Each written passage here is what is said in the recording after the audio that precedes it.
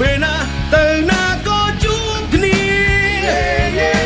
ចង់ម្នាក់នឹងអ្នកណាចង់សួរថាបដូរមកទៀតហើយ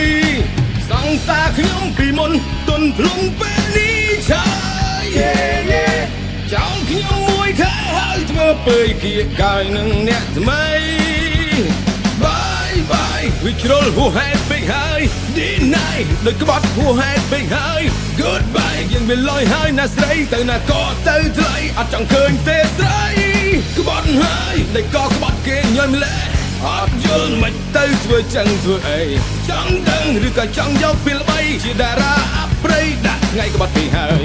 ខំកិច្ចមុខពេលណាទៅណាក៏ជួបគ្នាចង់ម្នាក់នឹងអ្នកណាចង់សួរថាបដូរមកទៀតហើយសង្សារខ្ញុំពីមុនទុនភ្លុងពេលនេះឆាយចង់ខ្ញុំមួយខែហើយធ្វើពើគៀកកាយនឹងអ្នកថ្មី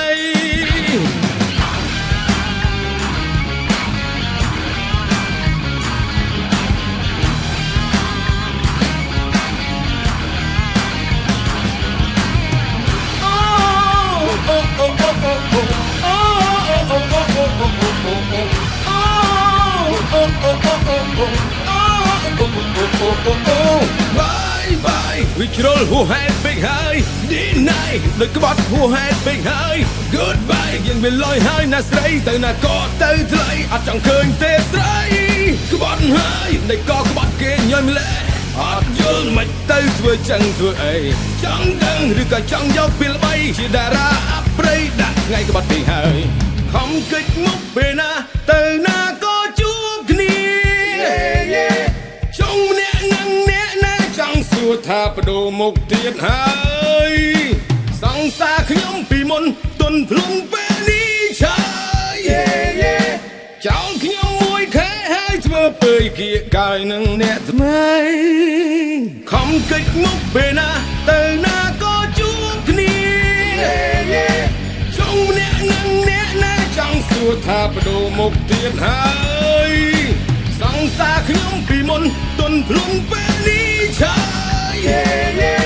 ចង់ខ្ញុំមួយខែហើយធ្វើពើគៀកកាយនឹងអ្នកថ្មី